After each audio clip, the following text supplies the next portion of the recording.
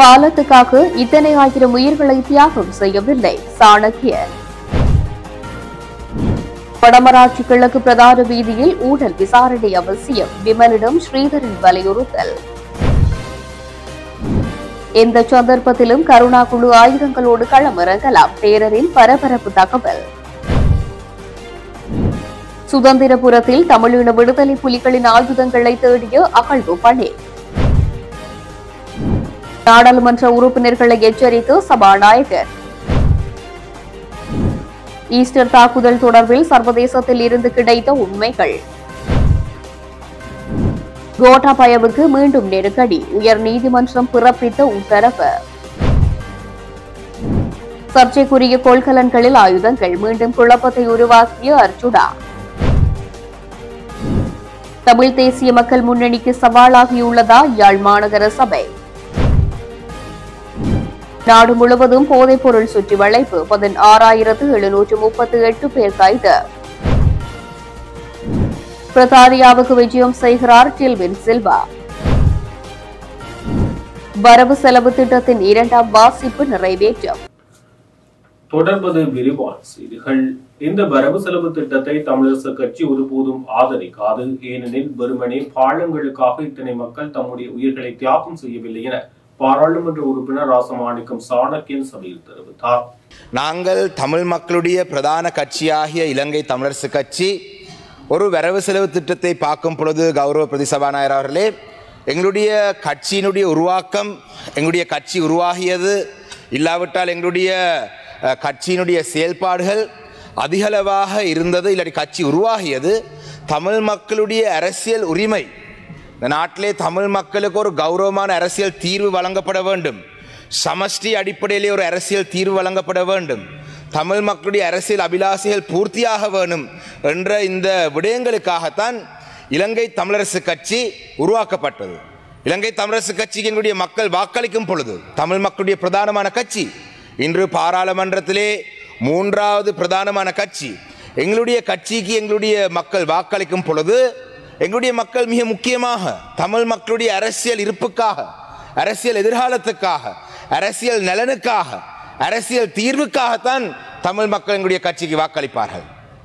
அதே நேரத்தில் தான் இது கார்த்திகை மாதம். இந்த கார்த்திகை மாதத்திலே எங்களுடைய வடக்கு கிழக்கு பூராகவும் எங்களுடைய இனத்தினுடைய விடுதலைக்காக போராடிய வீர மறவர்களுக்காக அஞ்சலி செலுத்தும் இந்த மாதம்.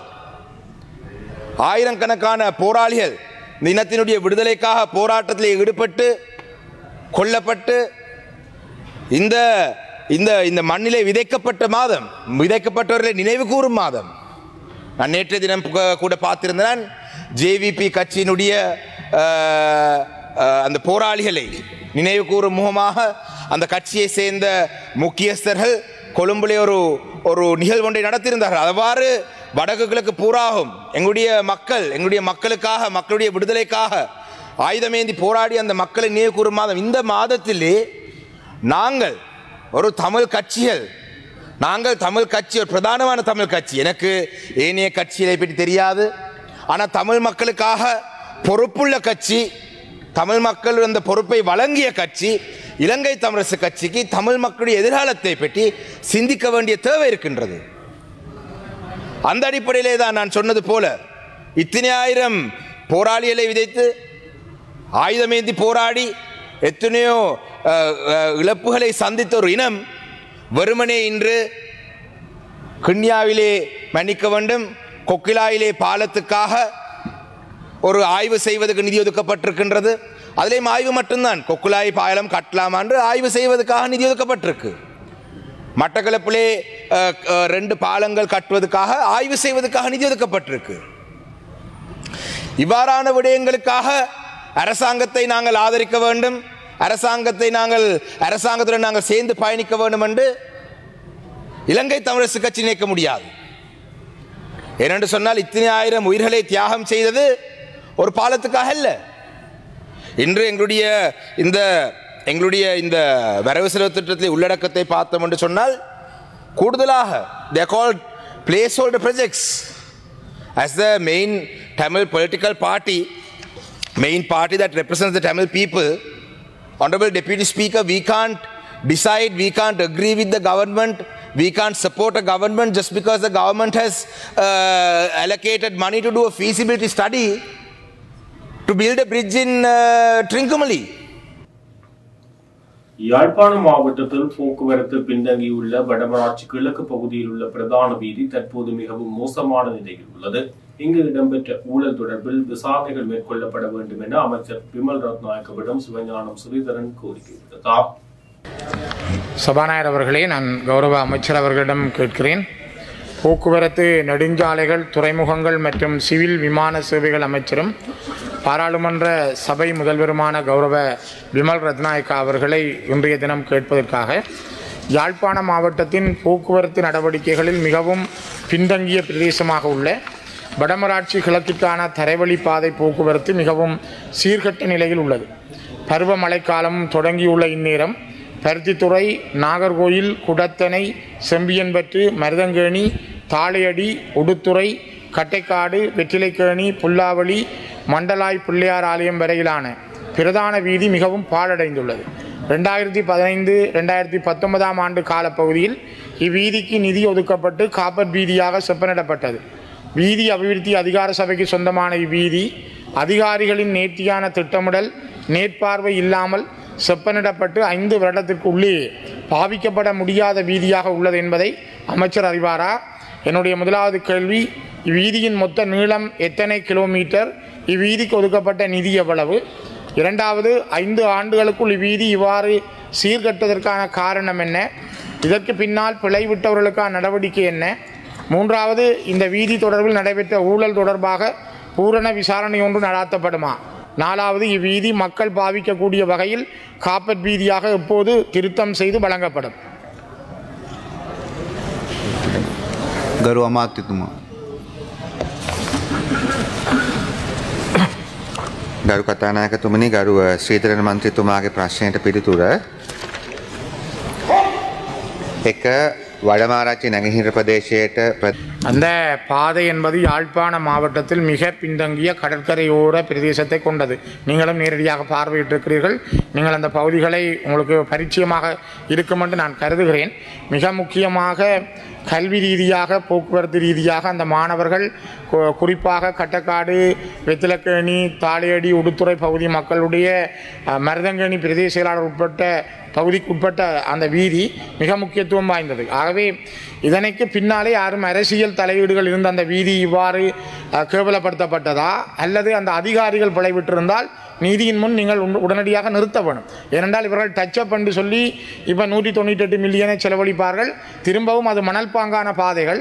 அந்த மணல் பாங்கான வீதி திரும்பவும் டச்சப் செய்ய அல்லது வெட்டி திருத்த திரும்பவும் அந்த வீதிகள் சீர்கட்டும். ஆகவே தயவு செய்து ஒரு நிரந்தரமான பாதையாக அந்த மக்கள் பாவிக்கக்கூடிய வகையில், அவர்கள் சுனாமியால் பாதிக்கப்பட்டவர்கள், யுத்தத்தால் பாதிக்கப்பட்டவர்கள், தொடர்ந்தும் வீதி இல்லாமல் இன்று வரையும் யாழ்ப்பாண மாவட்டத்திலே பாதிக்கப்பட்ட மக்களாக இருக்கிறார்கள். தயவு செய்து ஒரு நல்ல நேர்த்தியான வீதியாக அமைப்பதற்கு உதவுங்கள். கிழக்கில் கருணா தலைமையிலான குழு எந்த சந்தர்ப்பத்திலும் ஆயுதங்களுடன் போராட்டத்தில் குதிக்கலாம் என மட்டக்களப்பு மங்களாராமய விகாரையின் விகாராதிபதி அம்பட்டி சுமரத்ன தேரர் தெரிவித்துள்ளார். கிழக்கில் கருணா தலைமையிலான குழு எச்சந்தர்ப்பத்திலும் ஆயுதங்களுடன் போராட்டத்தில் குதிக்கலாம் என மட்டக்களப்பு மங்களராம விகாரையின் விகாராதிபதி அம்பிட்டிய சுமன் ரத்ன தேரர் தெரிவித்துள்ளார். மேலும் தன்னுடைய உயிருக்கு அச்சுறுத்தல் இருப்பதாகவும் அவர் ஊடகங்களிடம் குறிப்பிட்டுள்ளார். இன்று கிழக்கில் கருணா மற்றும் பிள்ளையான் ஏனைய குழுக்கள் கௌரவமாக இருக்கின்றனர். ஆனால் அடியில் ஏதோ ஒரு திட்டம் தீட்டப்படுவதாகவே தோன்றுகின்றது. வெளியில் தெரியாவிட்டாலும் கருணாவின் குழு இன்றும் இருக்கின்றது. ஆனால் ஆயுதங்கள் இப்போது இல்லாவிட்டாலும் எச்சந்தர்ப்பத்திலும் ஆயுதங்கள் எடுக்கக்கூடும். நான் இதை அடித்து சொல்லுகின்றேன். கருணாவை அதற்கு தலைமை தாங்குகின்றார். ஆனால் ஆயுதம் ஏந்துவதற்கான அவதானம் இருக்கின்றது. ஆனால் அதற்கான அவதானிப்பு அரசாங்கத்திடம் இல்லை. இந்த காரணங்களை கொண்டே அன்று நான் முன்னாள் ஜனாதிபதி மஹிந்த ராஜபக்ஷவிடம் சவால் விட்டேன்.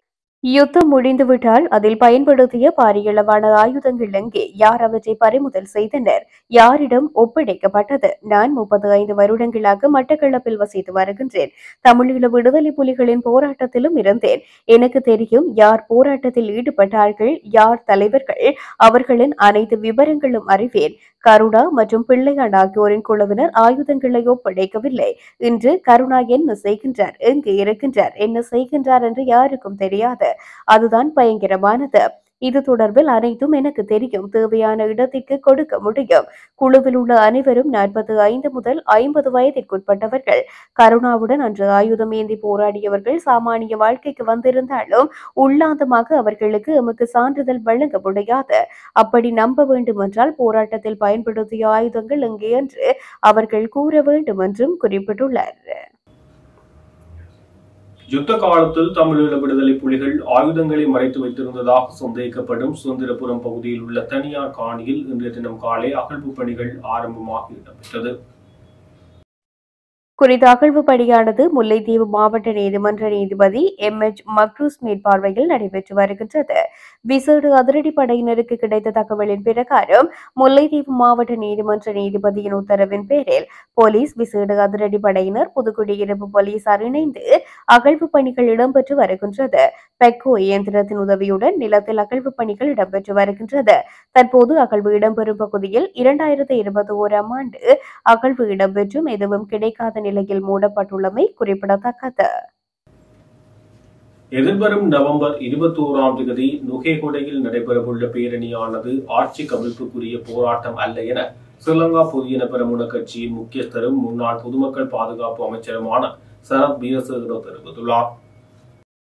எதிர்வரும் 21ஆம் தேதி நடைபெறவுள்ள எதிரணியின் பேரணி தொடர்பில் எழுப்பப்பட்ட கேள்விக்கு பதிலளிக்கையிலேயே அவர் மேற்கண்டவாறு குறிப்பிட்டுள்ளார். அவர் மேலும் தெரிவிக்கையில், நவம்பர் 21ஆம் தேதி பேரணி வெற்றிகரமாக முன்னெடுக்கப்படும். இது ஆட்சி கவிழ்ப்பிற்குரிய போராட்டம் அல்ல என்பதை மீண்டும் வலியுறுத்துகின்றோம். ஏனெனில் அடுத்த தேர்தலின் போது நாட்டு மக்கள் நிச்சயம் இந்த ஆட்சியை கவிழ்ப்பார்கள்.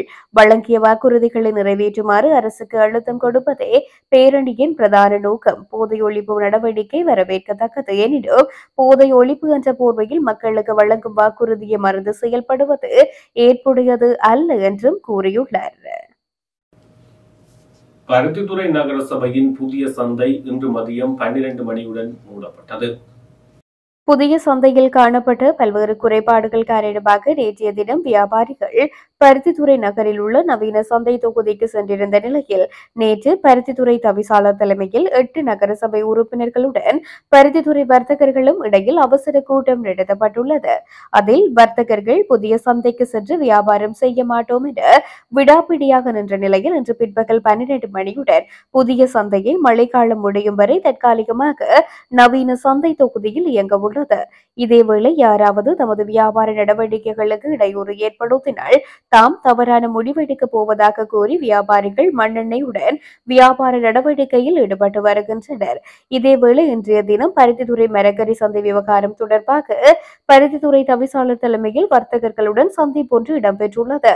மழை காலத்தில் மிருகங்கள் கூட மழை நீர் தேங்காத இடத்திற்கு தான் செல்லும் எனவும் இந்த ஜனநாயக நாட்டில் பருத்தித்துறை நகர பகுதி சந்தையில் வியாபாரம் செய்யும் மக்களுக்கு இந்த சுதந்திரம் கூட இல்லை எனவும் சந்திப்பில் கலந்து கொண்ட நகரசபை உறுப்பினர் ஜெயகோபி கவலை தெரிவித்துள்ளார். சக உறுப்பினர்களை குறிவைத்து தகாத கருத்துக்களையும் குற்றச்சாட்டுகளையும் தெரிவிப்பதை பாராளுமன்ற உறுப்பினர்கள் தவிர்க்க வேண்டும் என சபாநாயகர் ஜெகத் விக்ரமரத்ன எச்சரிக்கை விடுத்துள்ளார். நாடாளுமன்றத்தின் இன்றைய கூட்டத்தொடரின் ஆரம்பத்தில் உறுப்பினர்களுக்கு அறிவிப்புகளை வழங்கும் போது அவர் இந்த விடயத்தை தெளிவுபடுத்தியுள்ளார். சமீப காலமாக நாடாளுமன்றத்தில் இதுபோன்ற தவிர்க்கப்பட வேண்டிய செயற்பாடுகள் அதிகமாக இடம்பெறுவதாகவும் சுட்டிக்காட்டினார். அத்துடன் இந்த வருந்தத்தக்க விடயம் சபைக்கு அவமரியாதையை ஏற்படுத்துவதாகவும் விவரித்துள்ளார். மேலும் நாடாளுமன்ற நடவடிக்கைகளின் போது நாடாளுமன்றத்துக்கு புறம்பான மொழியை பயன்படுத்துவதை தவிர்க்குமாறு உறுப்பினர்களை வலியுறுத்திய அவர் இந்த விடயத்தில் உறுப்பினர்கள் தங்கள் ஆதரவை வழங்குமாறும் கோரியுள்ளார். உயிர்த்த ஞாயிறு குண்டு தாக்குதலோடு ராஜபக்சக்களை இலக்கு வைத்து பேசுவது முற்றிலும் தவறு. அவர்களுக்கும் இதற்கும் தொடர்பு இல்லை என முன்னாள் அமைச்சர் சரத் வீரசேகர தெரிவித்துள்ளார். மேலும் குண்டு தாக்குதல் தொடர்பில் விசாரணை நடத்திய FBI உண்மையை கண்டறிந்து அறிக்கையை சமர்ப்பித்துள்ளது என்றும் குறிப்பிட்டுள்ளார். அத்துடன் அந்த அறிக்கையில் சர்வதேச தீவிரவாத தாக்குதலாகவே உயிர்த்த ஞாயிறு தாக்குதலை அடையாளப்படுத்தி இருக்கின்றது.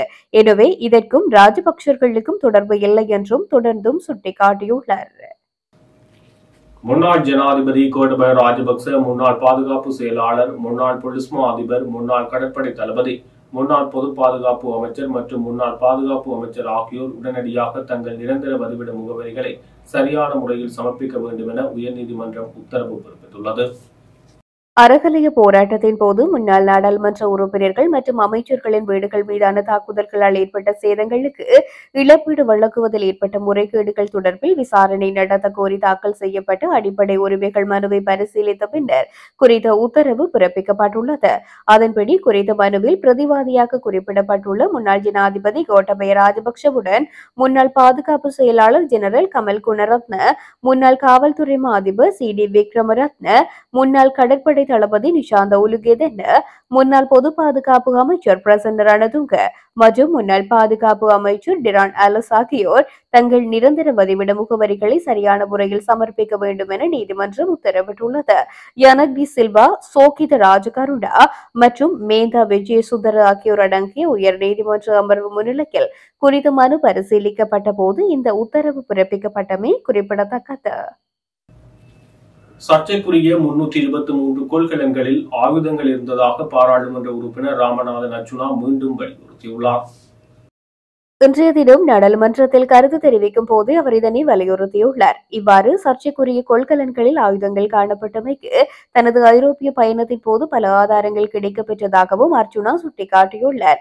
இது தொடர்பில் மேலும் கருத்து தெரிவித்த அவர், கொள்கலன்களில் இருந்தது ஆயுதங்கள் தான் என்பதை நான் பயமின்றி கூறுகின்றேன். அமைச்சர் பிமல் ரத்நாயக்க மூலமே இந்த கொள்கலன்கள் விடுவிக்கப்பட்டுள்ளன.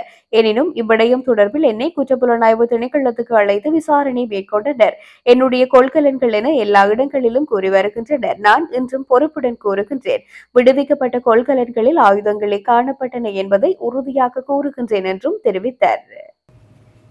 உலக நீரிழிவு தினத்தை முன்னிட்டு யாழ்ப்பாணம் நீரிழிவு கழகத்தின் ஏற்பாட்டில் நீரிழிவு விழிப்புணர்வு நடைபவனி இன்றைய தினம் வெள்ளிக்கிழமை முன்னெடுக்கப்பட்டது.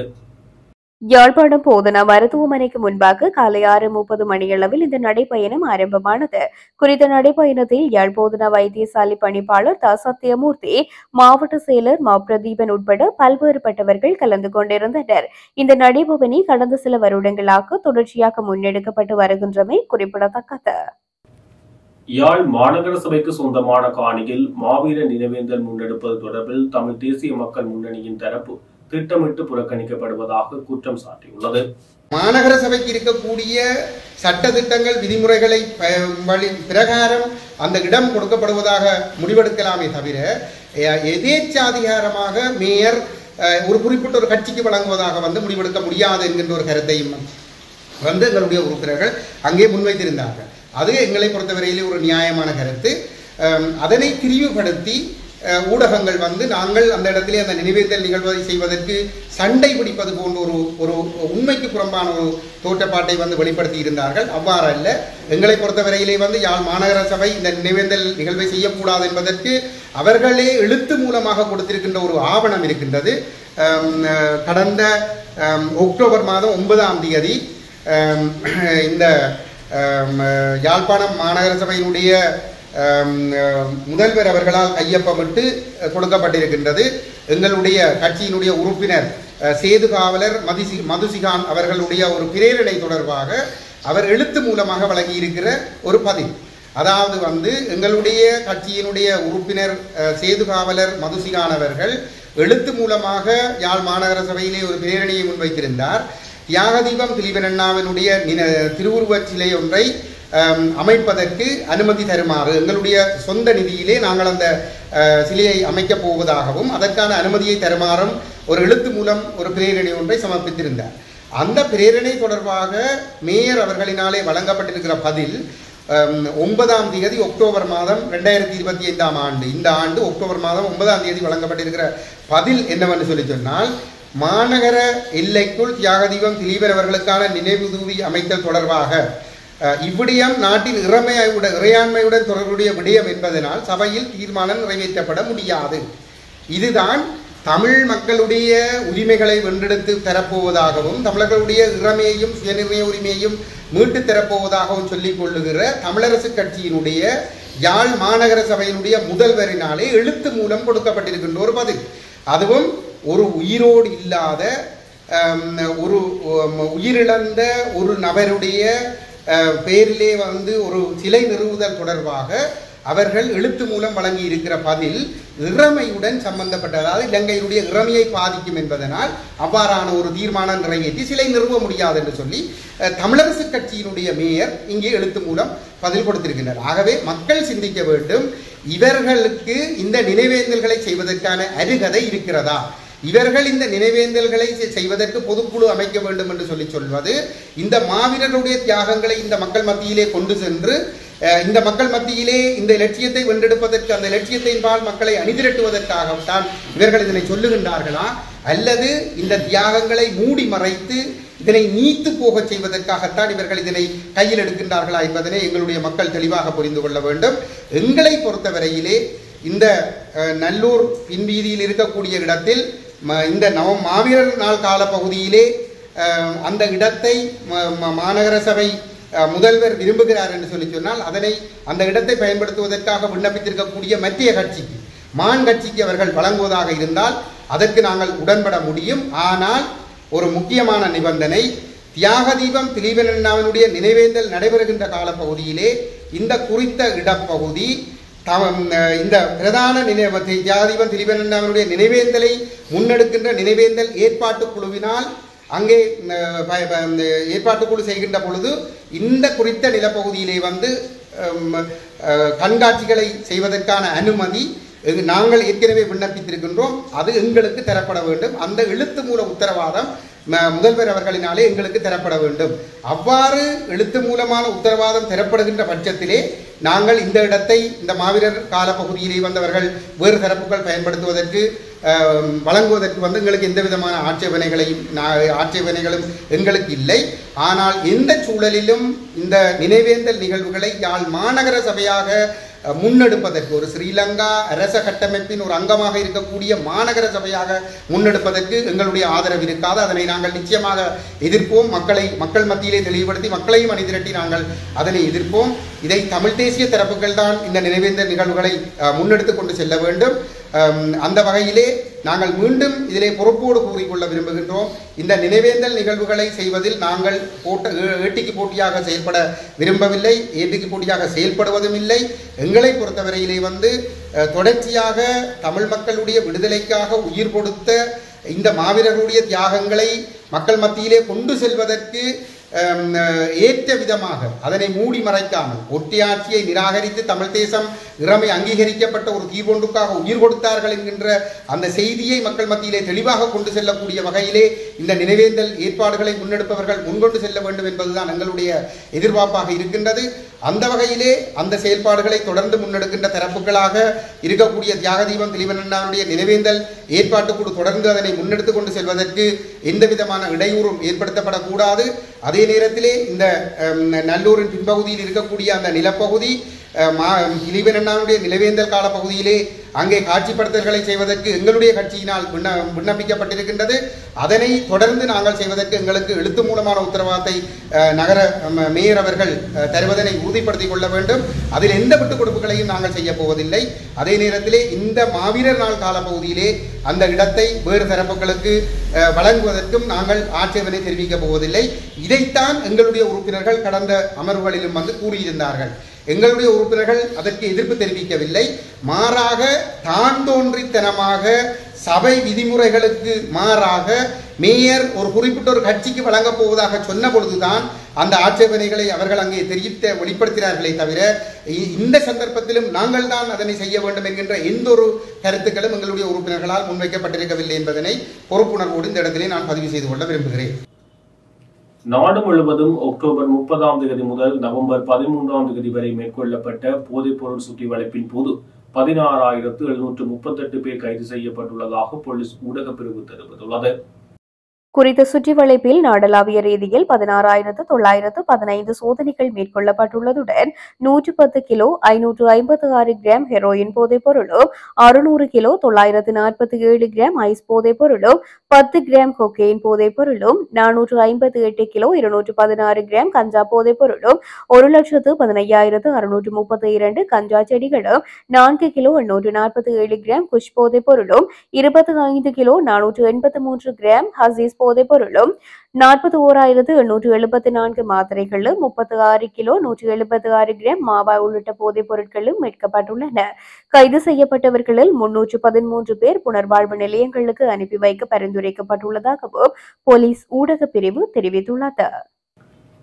இலங்கைக்கான பிரித்தானிய உயர்ஸ்தானிகர் என்று பெட்ரிக் மற்றும் மக்கள் விடுதலை முன்னணியின் பொதுச் செயலாளர் திருவின் சில்வா ஆகியோருக்கு இடையிலான சந்திப்பு இன்று முற்பகல் பத்திரமுள்ள பெலபத்த மக்கள் விடுதலை முன்னணியின் தலைமை அலுவலகத்தில் இடம்பெற்றது. இலங்கையின் நிகழ்கால அரசியல் நிலைமைகள் பற்றியும் பிரித்தானியாவுக்கும் இலங்கைக்கும் இடையில் நிலவுகின்ற நீண்டகால நட்புறவு பற்றியும் இதன்போது கருத்துக்கள் பரிமாறப்பட்டன. குறிப்பாக பிரித்தானியா எதிர்காலத்தில் இலங்கைக்கு ஒத்துழைப்பு வழங்கும் என்றும் தெரிவிக்கப்பட்டது. அதேவேளை மக்கள் விடுதலை முன்னணியின் பொதுச் செயலாளர் டில்வின் சில்வா இம்மாதம் 21ஆம் தேதி பிரித்தானியாவுக்கு சுற்றுப்பயணம் ஒன்றை மேற்கொள்ள உள்ளதுடன் இதன்போது அது பற்றியும் கலந்துரையாடப்பட்டது. இச்சந்திப்பில் இலங்கைக்கான பிரித்தானிய உயர்ஸ்தானிகர் அலுவலகத்தின் அரசியல் பிரிவின் முதல்நிலை செயலாளர் டொம் சோபர், அரசியல் ஆலோசகர் இன்ஷாப் மாகர் மற்றும் மக்கள் விடுதலை முன்னணியை பிரதிநிதித்துவம் செய்து சட்டத்தரணி மது கல்பனா ஆகியோர் கலந்து கொண்டிருந்தமை குறிப்பிடத்தக்கது. இத்துடன் ஜெஃப்னா கேலரியின் இரவு நேர பிரதான செய்திகள் நிறைவு பெறுகிறது. மேலும் செய்திகளை அறிந்து கொள்ள நமது இணையதள பக்கமான www.jeffnagallery.lk என்ற இணையதளத்துடன் இணைந்திருங்கள்.